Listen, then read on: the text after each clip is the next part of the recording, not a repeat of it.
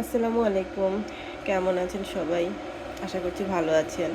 তো আজকে আমি রান্না করেছি মাছের মাথা দিয়ে মুড়িঘন্ট আর কি যেটাকে বলে। এই যে মাছের মাথা দিয়ে মুড়িঘন্টটা করেছিলাম। আমার ভাই আর কি আসবে, মানে এসে খাবে, যেহেতু ওর খুব পছন্দ, সেই কারণেই রান্না করেছি। বাট ও এসে বলল যে আজকে আর খেতে পারবে না। দুপুরে এসেছিল, দুপুরে আমি মুরগি করেছি, মুরগি খেয়েছে।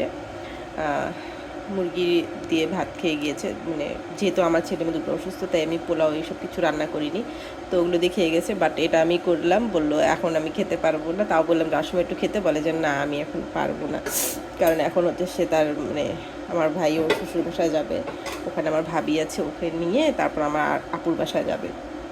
তো যাই হোক, সেই কারণে ও খায়নি, তাই আমার এতগুলো রান্না করা হয়েছে। আর আমি হচ্ছে এখন একটু আম মাখা খাবো। তো আমি এই যে আম মাখা করেছি একটু। আমি যেহেতু কাসুন্দি ভীষণ পছন্দ করি, তাই আমি প্রচুর কাসুন্দি দিই। তো আমি আমটা এখন খাবো। আর এখানে আমাদের পানি, যেহেতু বাবুদের পানি খাওয়া মানে বুঝতে পারছি না পানির জন্য ওদের প্রবলেম হচ্ছে কি না, বা আমি তো মানে যেহেতু আমি আম খাইয়েছিলাম, আমি বুঝতে পারছি আমের জন্য। তারপর বাড়িওয়ালা হচ্ছে আপনাদের মানে পানির ট্যাঙ্কটা পরিষ্কার করেছে, এখন ওতে প্রবলেম নাকি, তাই পানিটা আমি ফুটিয়ে খাওয়াচ্ছি। এই যে জগে পানিটা ফুটাচ্ছি, এখানে আমার জগে পানি ফুটছে। তো এভাবে ফুটিয়ে আমি ডেকচিতে ঢেলে তারপর আমি ফিল্টার করি পানিটা, তারপরে বাবুদেরকে আমি পানিটা খাই।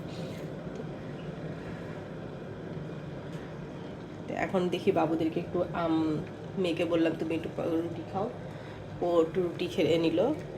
এখন হচ্ছে আমরা আমটা খাবো দুইজনে মিলে, যেহেতু আমার মানে আমার ছেলেকে আমি দেবো না, শুধু আমি আমার মেয়ে আমরা দুইজনে খাবো। এখন দেখা যাক ও কি খাবে কি না জানি না।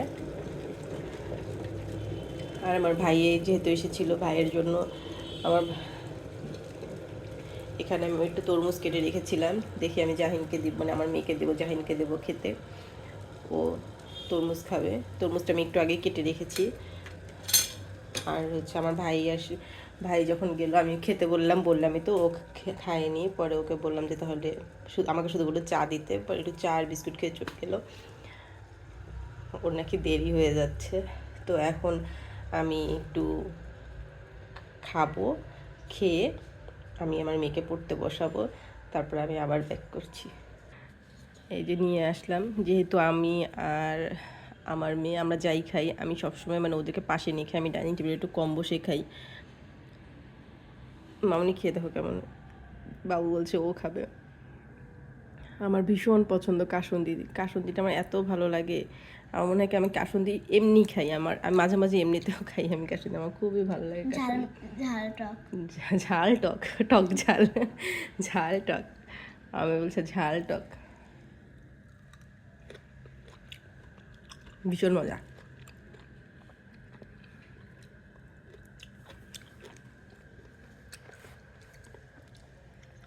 ভীষণ মজা মানে মজা, যেহেতু ছোটো মানুষ বুঝতে পারছে না, তাই আমি কিন্তু এটার মধ্যে শুধু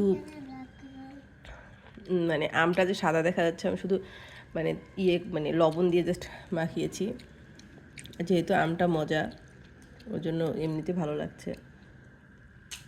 আপনারা কে কে খেয়েছেন আম?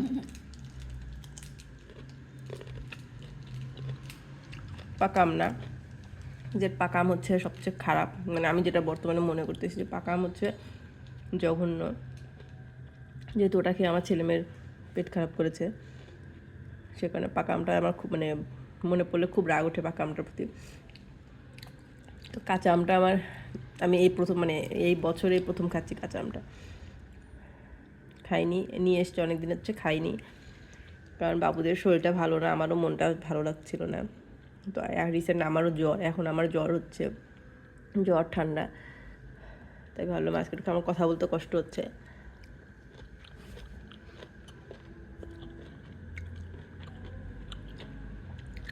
তো আজকের ভিডিওটা পর্যন্তই, আল্লাহ হাফেজ।